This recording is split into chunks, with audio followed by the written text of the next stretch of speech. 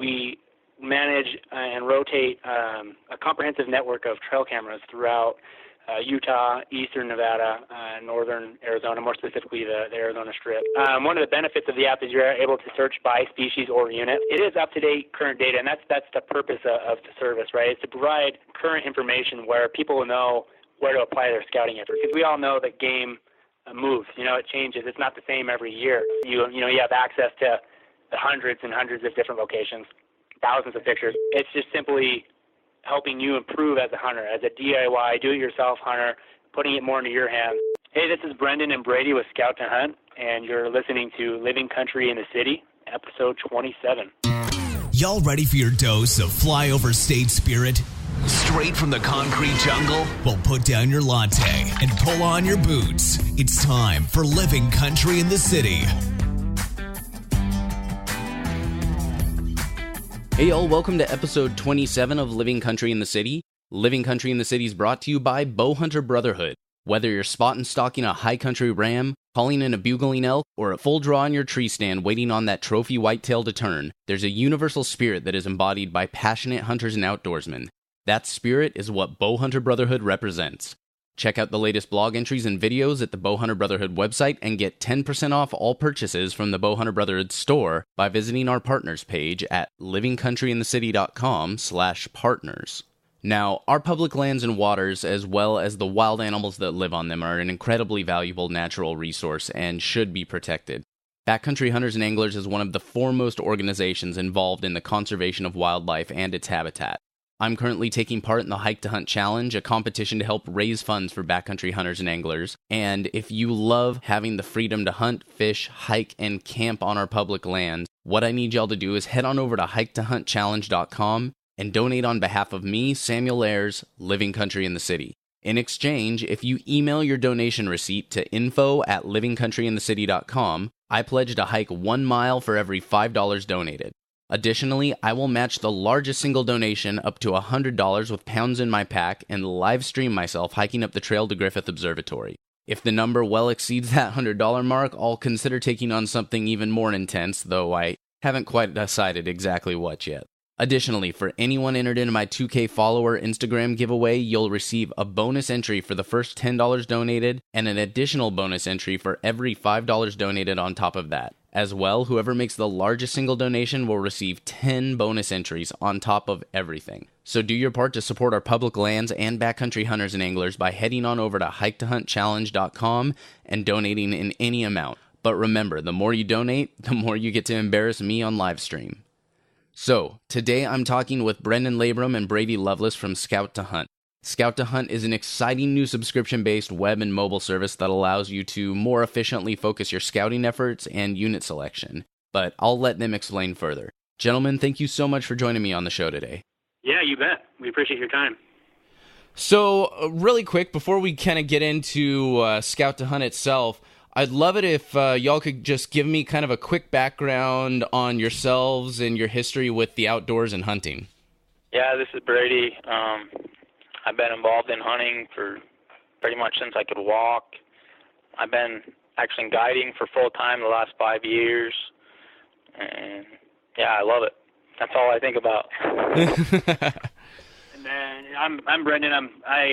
I'm the marketing director with Scout to Hunt. I'm unfortunately not as involved hunting-wise, not as an expert as Brady, but I'm definitely an outdoors enthusiast and love to work with these guys.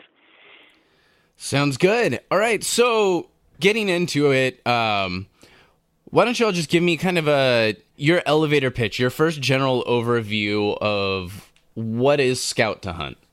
Perfect. Yeah, great question. In a nutshell, Scout to Hunt is basically an advancement in the hunting industry as a scouting tool.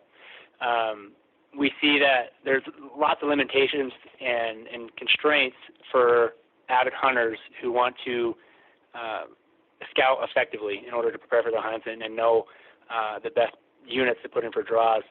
And so that's kind of where Scout to Hunt comes in, is we're able to gather fresh intel, is what we call it, or current data on the units and on the game to incorporate in their own scouting strategy. And the way we do that is we manage and rotate a comprehensive network of trail cameras throughout Utah, eastern Nevada, northern Arizona, more specifically the Arizona Strip. And so all those locations that we cover, all the images that come in through those, we were able to sort those and allow hunters to go to our mobile app or on the desktop platform and get access to those images and know where those game are being spotted, what units, so they're able to, again, incorporate that current data into their scouting strategy and know where to hone in their scouting efforts as a starting point so they know that their efforts won't be applied in vain. Okay, so you guys go through these stills, you pull them, and they get uploaded, and these can be accessed based on state and unit and animal? Exactly. Yep, you know it, Sam.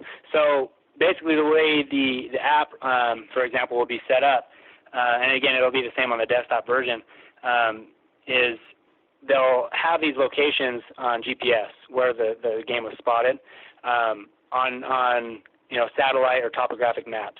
So they're able to see where those were spotted, know how to get to those locations, and scout that area on their own. Okay. And so now you mentioned you're kind of rotating these cameras through. So this is something I was kind of curious about, how you would deal with people, finding that GPS location and then either possibly messing with the cameras, moving them, stealing them. I know we like to think of the best in people, but right. Yeah, and I'll probably let Brady answer that one because that's kind of his territory there. Yeah, so like you said, we're rotating them, trying to keep them. I mean, if we have a good animal in the area, we don't really want to move them too far, but we're trying to keep them out of people's way, kind of hidden. But I mean, of course, it's going to happen. There's no ifs, ands, or buts about it. The cameras are going to be messed with here and there, but we would like to think that they wouldn't be. Well, you would at least hope that the people subscribing to the service would find enough value in it to not necessarily kind of screw themselves and and the other people there over. But yeah, exactly. And on some of these locations that we think are a little more risky, we do have some cameras hidden, so we can try and catch, if they do actually get messed with, maybe catch them on the other cameras, and hopefully maybe try to deter people from doing that. So now, as far as the spread of these cameras, what kind of coverage for these units are you expecting? So we're actually, right now, we've got almost the whole state of Utah covered, eastern Nevada, and like Brenden said, the Arizona Strip. So say, unfortunately I'm not quite as familiar with the hunting units in Utah as I am other places, but say I'm coming in from California, I drew a tag for this specific unit. Within that unit, is it more along the lines of I can select that unit and you guys pop up, you're like, okay, these images are all of these types of animals in this unit. Here's the locations where they're spotted. What kind of coverage throughout that unit? Do you have a certain spacing that you guys do, or does it just vary based on, say, scouting like you would do for any other hunt? It's more based on scouting like we would for a regular hunt. I mean, of course you're not going to cover the whole unit because there's areas that aren't going to hold the animals like other areas do. I mean, where we kind of really focus on is water. That's one of the main sources. That's one of the most important things for them. And like if you go into an area and it's all straight desert and there ain't no water, there ain't going to be no game there, so there ain't no sense in having a camera there. Yeah, that makes a lot of sense. Now, so have you so far been seeing a lot of success with populating, I guess, your maps and whatnot with the different images? Yeah, I think we're getting a pretty good turnout. I really do, yeah. So out of curiosity, how many do you have a total number of cameras that you have set up right now? So we're always rotating them, so we kind of lose track here and there, but right now at this point we're getting, I think we're just over 10,000 photos right now, pictures. 10,000 pictures. I was just curious if you know how many cameras you have set up and out at any given time. Yeah, I'll let Brenden hit on this a little more. So yeah, just kind of like Brady was saying, we're actually increasing numbers all the time. These guys are out running all day and increasing those numbers. We're in the hundreds. I don't actually have the exact number with me, unfortunately. I have to reach out to our partners for that one, but we're about in the hundreds there of cameras, and again, that's increasing daily.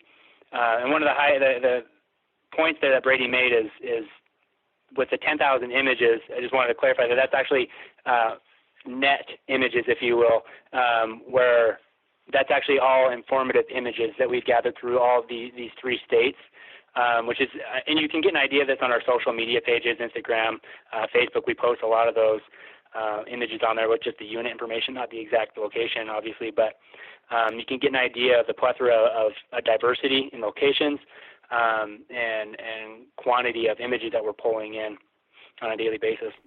Definitely, and so these aren't photos that 10,000 photos. These aren't of a branch falling or a squirrel running by. Yeah, they're quality pictures, exactly.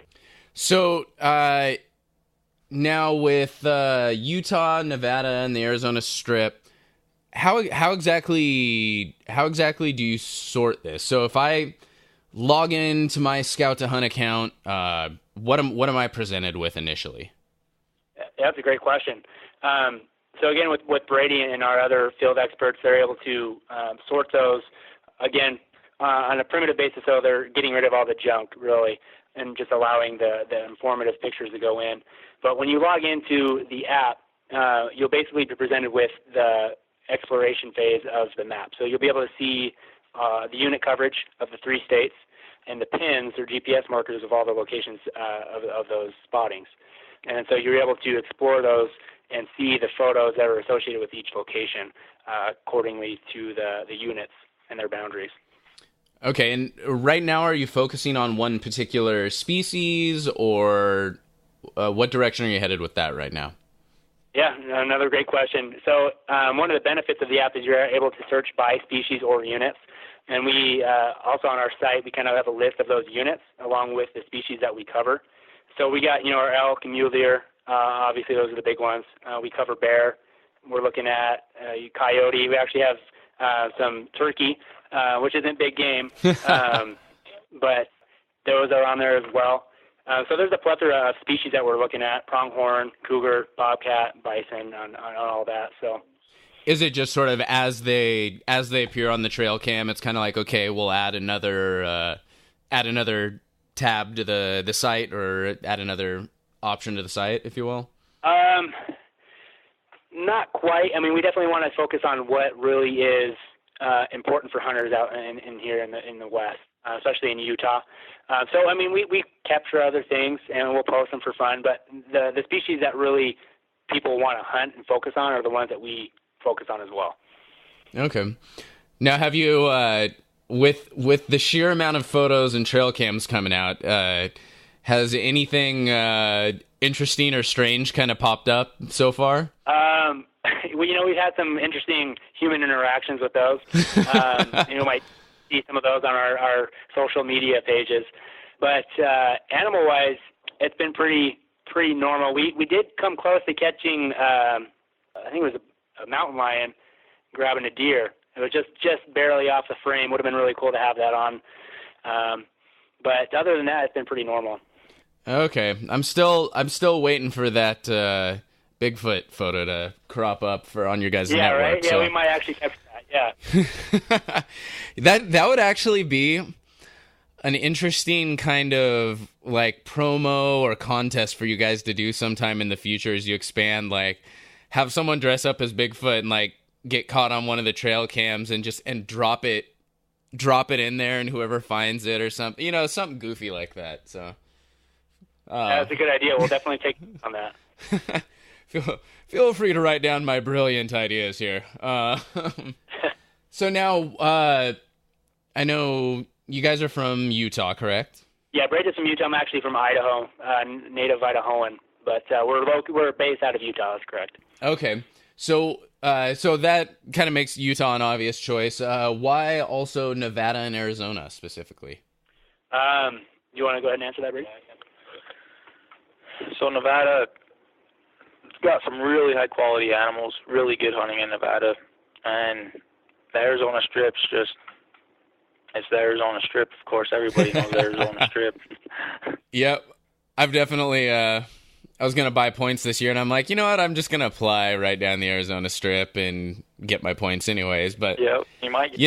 I was honestly hoping that I wouldn't get it because, this is my first time going out elk hunting, and if I use up all my luck and draw that tag this year, I'm probably gonna just be screwed because I don't know what the hell I'm doing. I want to get a few more years under my belt before I make an attempt at any of those prime units. But yeah, well, I'm sure you could find some help.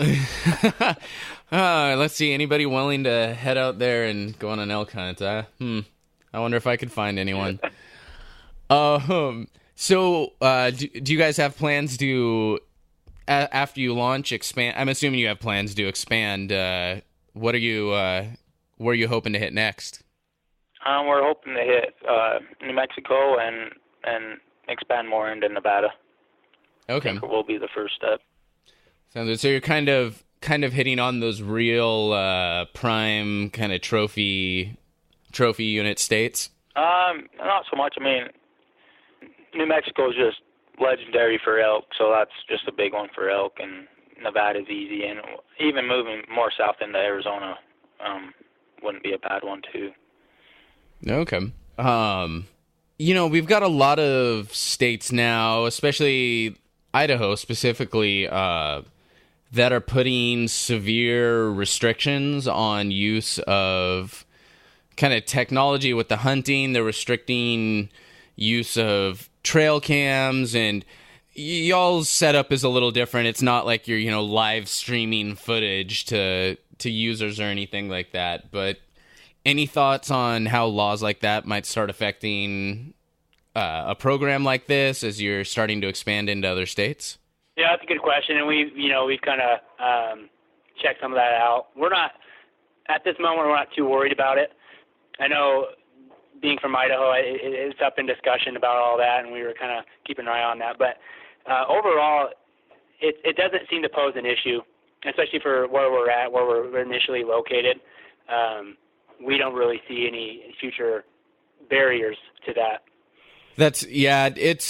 It's one of those things, right? I was kind of reading a lot of these articles. People have been sending them to me a lot, and it was just the timing was kind of funny with coming to talk to you guys. Yeah. But I was just like, man, like everybody's sending me these articles right now. So I'm gonna have to ask these guys this question. But it really just hearing more about how your setup works, and it's people aren't sitting there getting live data from that day. The second day. Yeah, it's a good question, and we could see where, like you're saying with the Idaho thing, people kind of getting skittish with technology. The important thing to realize, though, is kind of like you're saying, it's not like it's live streaming or anything like that. It is up-to-date current data, and that's the purpose of the service, right? It's to provide current information where people will know where to apply their scouting efforts. But that's the difference, is it's not, you're walking up, we're telling you exactly where that deer is, or that buck or that bull, and you walk up and shoot it. You know what I mean? That's impossible. It doesn't make any sense. The idea is just simply to create an opportunity for you to focus your scouting efforts.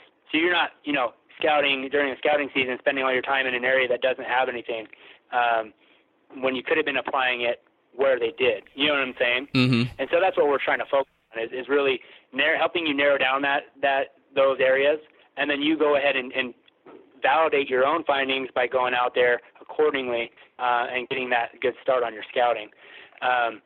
So yes, it's the use of technology, but in the end, it's just simply helping you improve as a hunter, as a DIY, do-it-yourself hunter, putting it more into your hands. Because if you wanted to compare it to other things, there's other resources out there that would, I guess, if you want to say it's a canned hunt, there's other things out there that would be more of a canned hunt if you'd say that. But the idea is simply help you improve your scouting so you can have more success in that endeavor. Yeah, I definitely feel like it's, you're probably going to get people that kind of come at you and say, oh, this is taking a lot of the work out of it. And, from everything I've seen, from what you guys have been telling me, is it's really, to some extent, not all that different from a lot of these online services like Go Hunt and things where they give you all these percentages and you're able to just make wiser decisions, where, I can see this being super useful when you're trying to look at units and, you can look at, okay, the rainfall, how was the winter kill, things like that, and make guesses and estimates of whether or not there's animals there. This is just one more tool to kind of tell you, okay, yeah, this will be a good unit this year. There's definitely animals that exist in here. This isn't going to necessarily tell you, okay, this specific buck comes by every time, every day at this time. You're probably not you're not getting quite that much detail as necessarily you would if you set up your own 3 trail cams specifically on that spot. But it's definitely right. And you really can't. You know what I'm saying? It's not really something that's feasible to gather that information all through that system. And kind of like you were pointing out with Go Hunt or Hunt and Fool, the idea is to take that step and instead of relying on historical data, because we all know that game moves. It changes. It's not the same every year. And so relying on historical data can not be as reliable as you would hope. And so that's where we're trying to improve that and bring it up to a current standing where, okay, this was spotted last week or 2 weeks ago in that area. Now I know I can focus on on my scouting on that area and hopefully validate my findings with that. And what's really huge about that is for people who again, going back to limitations or constraints of scouting, for people like you, for instance, you're a big Western game hunter. You were talking about going out to Arizona. You're in California, right? So that would be difficult for you to apply, extensive and necessary scouting that would be worthy of a good hunt, if that makes sense. You know what I mean? Where you had that confidence that you know that you were going in the right area. With this system, you'd be able to at least narrow down those points of interest. So you weren't just walking in blind to a hunt that's 2 states away, or a state away, I should say.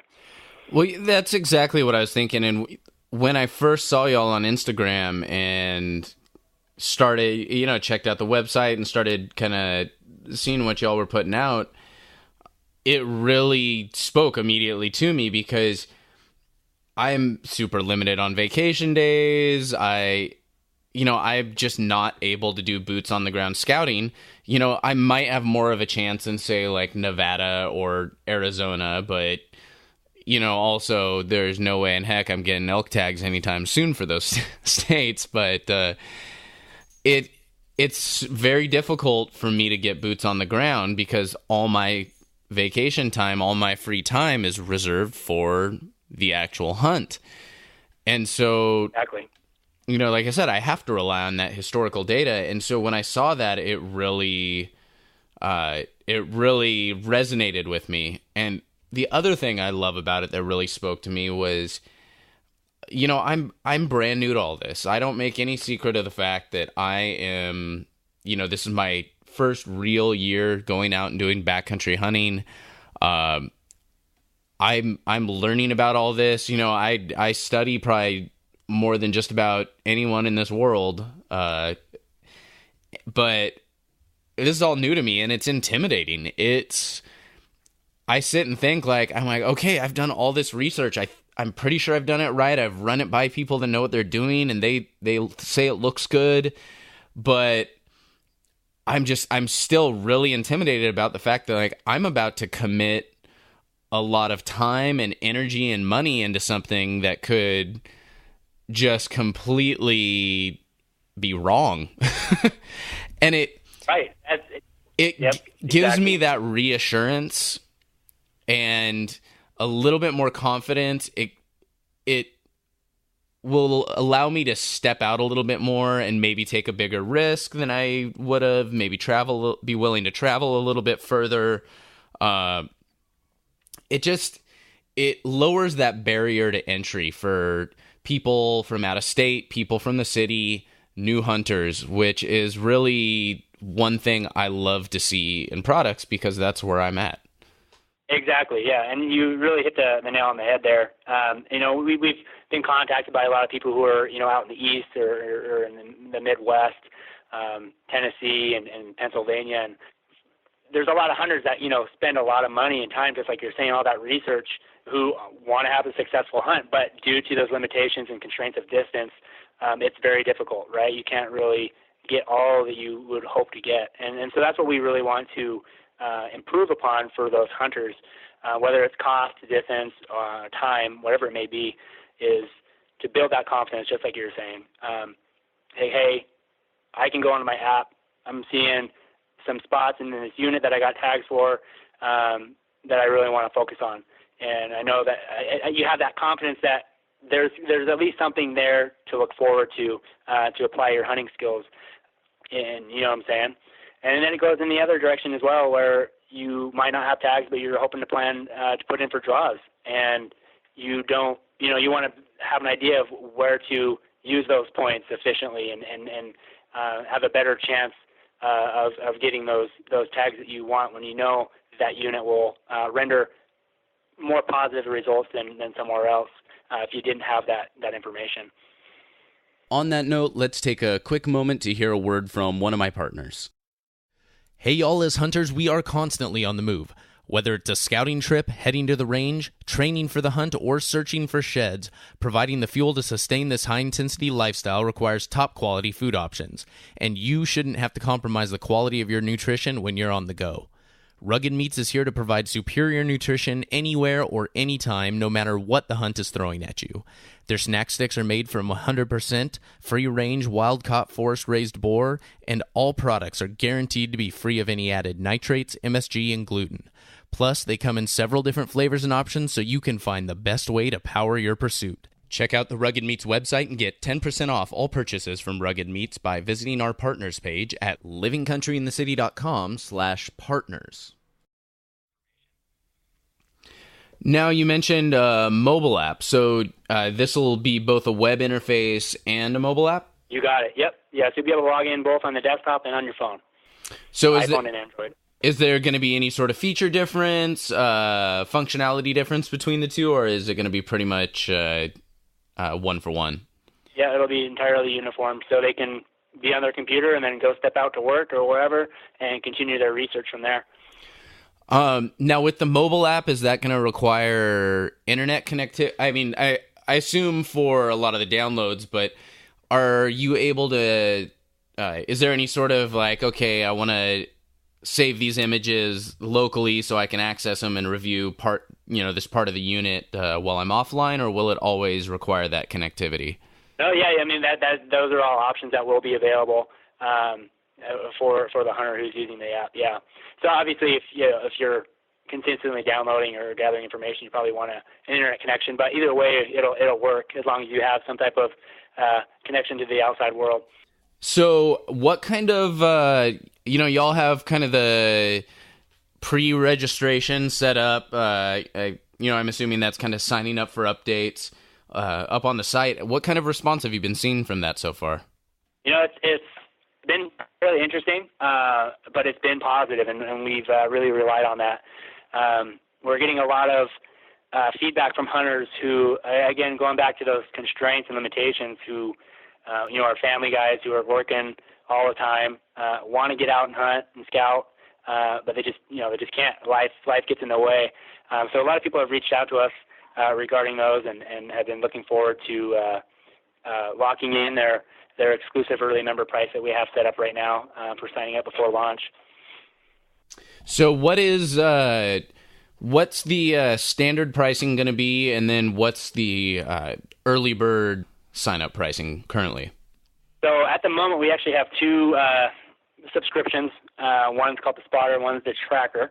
The Spotter is going to be the basic subscription, and that's going to be $99 for the year, or you could do $9.99 every month for 12 months. So basically, just a way to make those payments over throughout the year if you couldn't afford it up front.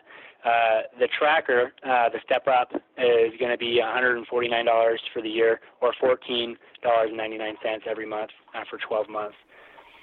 So what's the difference between those two levels of membership? So we're still kind of working out the details on those. Most likely have in the Tracker availability of detailed trails and other important information that will be useful for the hunter. But we're still working on determining that. But one of the major differences between the two is the way we have it set up is with the Spotter, the basic subscription is you'll have 2 states. So you can choose between Utah and Nevada coverage Utah and Arizona coverage or Nevada and Arizona coverage. With the Tracker, you'll have all 3 states together. So you'll be able to access all the information from all 3 states. Okay, so it's similar to kind of like with Onyx Maps or something where you buy one state, or you can kind of get the whole premium membership and get access to everything. Yep, you got it, exactly. And then just going back to your question there about the exclusive early member price, for those who do sign up before the launch, they'll be getting the Tracker subscription for the price of the Spotter. So they'll have that locked in. Sounds like a pretty good deal to me. And I mean, $100 a year, we pay that for just about everything. Any of these softwares, I mean, it's, that's the standard price. That's like super fair price, especially if you count how much that's actually costing you month to month. It's really not all that much. No, with our work with trail cameras, we really kind of compare it to that, and really you can't even get a trail camera for that price, just one. And then with Russ, you have access to the hundreds and hundreds of different locations, thousands of pictures. Yeah, I absolutely love that. You guys have done the legwork. Like, this is something that's just so ideal for folks like me. Just between being the new hunter, being the out-of-state hunter, I'm really excited. I'm a little bummed that I don't have tags for Arizona or Utah this year, but I am considering cow steer hunt down in Arizona towards December. I haven't told my family that yet, and I'm hoping they won't be too mad at me if I discuss not being home the entirety of Christmas time. But Mom, we'll talk about this later. My mom, I will admit, my mom's my biggest fan, and she listens to all of these, so I may have just gotten myself in a lot of trouble. Just go ahead and let her know that you'll be our pilot program for southern Arizona or those other parts that we want to expand to, so you'll be on our errand. There we go. Mom, I'm doing work, I swear. I'm 34 years old, and I'm still scared of my mother. But yeah, so if each of you could pick like a favorite feature or favorite part, or just kind of really what you love most about this product, just to kind of summarize, what would you say that is? Just having access to all those pictures, it would be probably my biggest thing. Oh, and the notifications. Like as we get new intel and it goes onto the app, you'll have a notification that there is new intel on there, especially if you're kind of tracking or following a certain area or unit. Okay, so what you're saying is I could, when I log in, I can kind of maybe favorite or subscribe or however it works to certain units or certain areas, and it'll notify me when new images pop up in there. Is that kind of the general idea? Yep, exactly. Yep. And will I also be able to kind of do that by animal as well? Yep, you're hitting it right on the head. That's really stinking cool. Oh man. I really like that. You guys have thought of a lot of good stuff. I mean, how long have you been how long have you all been working on this? When did you first kind of come up with this concept? Well, one of the owners and partners of Scout to Hunt, who's kind of mastermind of all this, has been kind of thinking about it for quite a while. He's an avid hunter, but has found, again, going back to those limitations, constraints, that he wasn't getting what he wanted or what he knew he could get out of his scouting and hunting. So he's been kind of working on this for quite a while. In regards to actually manifesting this and realizing it, it's been about a half a year or so that we've been really kicking into gear. So we're itching to launch and get this into people's hands and let them know, really let them see what we're experiencing. Because when we look at our app and we see the vast array of locations throughout the state of Utah and eastern Nevada and, again, the Arizona Strip, and we see how much information is available to will be available to these hunters who need this information, it's really exciting. So we're itching to get this out there. Now, with this pre-sign up, I noticed I went and I dropped my email in and everything, and y'all are doing sort of an invite your friends out to sign up, and you're doing some giveaways associated with that, it looks like? Yeah, I'm glad you brought that up. So we have two separate giveaways going on right now. We have one on our site, the one you mentioned. It's kind of based on the amount of people that you refer to sign up on August 1st. So, for example, if you get 5 friends to sign up, for the spotter subscription or any subscription, that will convert to you earning a QU bino harness. And then there's levels up from there that go to some Vortex binoculars, Garmin GPS, and a spotting scope, which are all super high quality. And then going to our social media, we have our countdown to our launch going on, and we have a giveaway going on with that. And that's just a small scouting package of QU gear. So QU bino harness, rangefinder holder, and spotting pad, along with the Garmin GPS all together. And all you have to do to enter in that is just a random, sweepstakes giveaway. And if you go to our social media pages and follow us and tag 3 friends in the comments of the giveaway post, you'll be entered, and hopefully your name will be drawn to earn that little scouting package. Sounds good. So speaking of social media, if people want to find you, what's the website? What are the social accounts? Where can they reach out? Yeah, so Instagram is just Scout to Hunt. Facebook, Scout to Hunt. Twitter, Scout to Hunt. Super simple. And then our website is scouttohunt.com. So makes it real easy to remember. Yep, that's what we're hoping for. So when is the official launch? Launch is August 1st, so the next Tuesday. Oh, wow. That is coming up. So I'm going to have to... Yeah, right around the corner. We're excited to get this thing going. I'm going to have to get this episode released right quick, aren't I? Well, yeah, we would hope so, right? Well, I just might have to put a rush on these next couple of episodes and get this one out. Start sending out my promo link and see if I can win some. Yeah, for sure. Well, awesome. As we're winding down, one thing I always like to kind of finish up these episodes with, and Brady, this might be a question more aimed towards you. This podcast is really geared towards new hunters, people that may feel a little intimidated as far as getting into the outdoors, whether that's just because they're brand new at it, they haven't been exposed to it, or because they're someone like me living in the city. What would you have any words of advice or words of encouragement just for someone brand new that may feel a little intimidated that's trying to get into the outdoors and hunting? The biggest thing is just don't be intimidated. Just get out there and have some fun and enjoy the outdoors. All right. Easy enough. That's kind of what I ended up having to do myself, is just get out there and make some mistakes and do it anyways, even though it was a little difficult. So yeah, maybe find a buddy to take with you. I'm working on that. I thought I had a buddy, but then he got admitted to law school, and now suddenly I'm back to hunting solo again. So we'll see how that works. Yeah, sounds like he'll be a while before he can get out. Exactly. Well, any final closing thoughts before we wind it down? No, we appreciate your time, Sam. It was nice talking to you. Well, thank you guys so much for hopping on. I really appreciate it, and I'm really looking forward to seeing the platform. Perfect. All right, y'all, that's it for episode 27 of Living Country in the City. Make sure you check out the links for Scout to Hunt on our show notes page at livingcountryinthecity.com/27. If you're planning on checking out Scout to Hunt, I'd appreciate it if you used my referral link. You can head on over to livingcountryinthecity.com/scout to hunt, and it'll take you right there. If you want to be involved in all the exciting giveaways and take advantage of that pre-order pricing, though, you've got to hurry and head on over there before August 1st.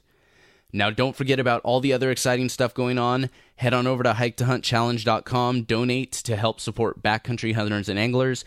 Make sure you're following me on Instagram and have entered yourself into my 2K follower giveaway. Also, if you're like me and spend a lot of time shopping for gear online, you can help support Living Country in the City by heading on over to livingcountryinthecity.com/blackovis, bookmarking the link and using it to do your gear shopping. Don't miss out on a single episode of Living Country in the City. Make sure you're subscribed on your favorite podcast platform, and help the podcast grow by leaving us an honest review on iTunes or Stitcher. But in the meantime, stay country, y'all. Thank y'all for listening to Living Country in the City. Get show notes and check out the blog, product reviews, events, and more at livingcountryinthecity.com. This is the unit I want to hunt, or whatever it happens to be. I can. Oh, whoa, Sorry, I need to unplug my Alexa before I do these interviews because she starts talking occasionally. So let me start that over again. Awesome. Okay, and now one of you is related to Mike Merrill, right? Yeah, Brady is. Yeah, I got a message from Mike, and he's like, "Well, the world's getting even smaller." Yeah. Apparently now my newest thing is I'm just going to interview people associated with Mike.